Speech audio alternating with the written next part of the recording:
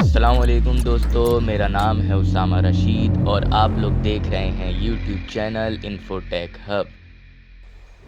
دنیا کے پہلے رسول اور ایسے نبی جنہوں نے اپنی قوم کو 950 سال تک دعوت دی، لیکن ان کی قوم سرکشی میں اتنا آگے نکل چکی تھی کہ ان پر سوائے چند بندوں کے کوئی ایمان نہ لایا۔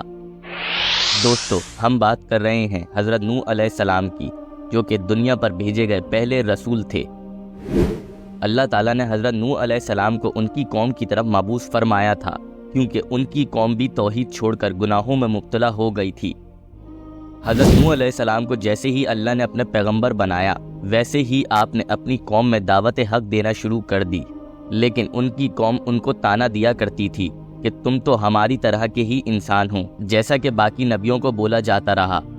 لیکن ہر طرح کے طعنے اور ظلم سہنے کے بعد بھی حضرت نوح علیہ السلام اپنی دعوت کا کام جاری رکھتے، حتیٰ کہ آپ کو دعوت دیتے دیتے 950 سال بیت گئے، لیکن آپ پر بمشکل 80 کے قریب لوگ ایمان لائے۔ اتنے عرصے تک دعوت دینے کے بعد حضرت نوح علیہ السلام نے اللہ کی بارگاہ میں اپنی قوم کے لیے بد دعا کر دی اور اللہ نے آپ کی دعا قبول فرما لی۔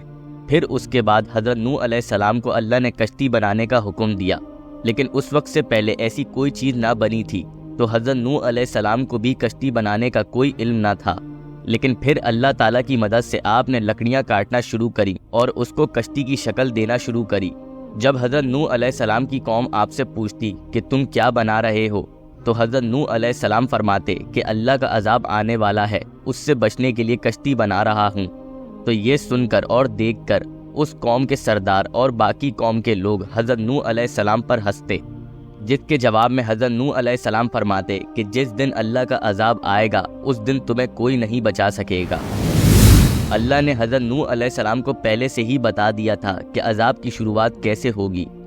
دراصل عذاب کی شروعات ایک تندور میں سے پانی نکلنے کی صورت میں ہونی تھی، اور جب حضرت نوح علیہ السلام نے ایک تندور میں سے پانی پھوٹتا ہوا دیکھا، تو اللہ تعالیٰ نے حضرت نوح علیہ السلام کو حکم دیا کہ آپ تمام جانور کا ایک ایک جوڑا اور جو لوگ ایمان لائے ہیں ان کو جمع کر کے کشتی میں سوار ہو جائیں۔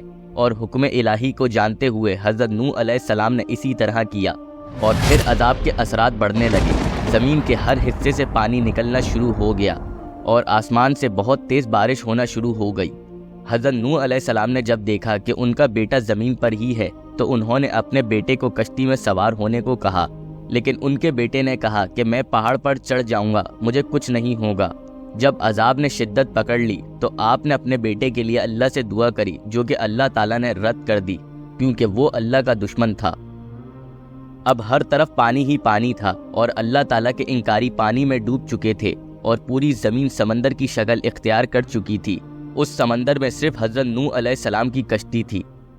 روایتوں میں ملتا ہے کہ حضرت نوح علیہ السلام کی کشتی تقریباً 150 دنوں تک تیرتی رہی، اور پھر اللہ تعالیٰ نے حضرت نوح علیہ السلام کی کشتی کا رخ جودی پہاڑ کی طرف کر دیا، اور جب حضرت نوح علیہ السلام کو پتہ چلا کہ زمین تقریباً خشک ہو چکی ہے، تو آپ نے اپنے ماننے والوں کو زمین کی طرف چلنے کا کہا، اور پھر ایک بستی اس جگہ پر آباد کری۔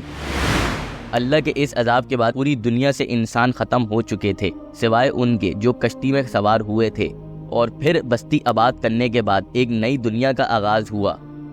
قرآن کی سورہ نوح میں اللہ تعالیٰ نے یہ پورا واقعہ حضرت نوح علیہ السلام کے حوالے سے بیان کیا ہے۔ قرآن، انجیل اور توریت ہی نہیں، بلکہ یونانی، ہندو، بدھزم سبھی مذاہب کی کتابوں میں حضرت نوح علیہ السلام، ان کی کشتی اور پانی کے عذاب سے متعلق واقعات موجود ہیں، لیکن ان میں باقی کتابوں کی طرح تحریفیں ہو چکی ہیں۔ امید کرتا ہوں کہ آپ لوگوں کو حضرت نوح علیہ السلام سے متعلق کچھ نیا جاننے میں ضرور ملا ہوگا۔ اگر آپ لوگوں کو ہماری یہ ویڈیو پسند آئی ہو تو لازمی ہمارے چینل کو سبسکرائب کر دیں۔ ابھی کے لیے ہمیں دیں اجازت، اپنا بہت سارا خیال رکھیے گا۔ اللہ حافظ۔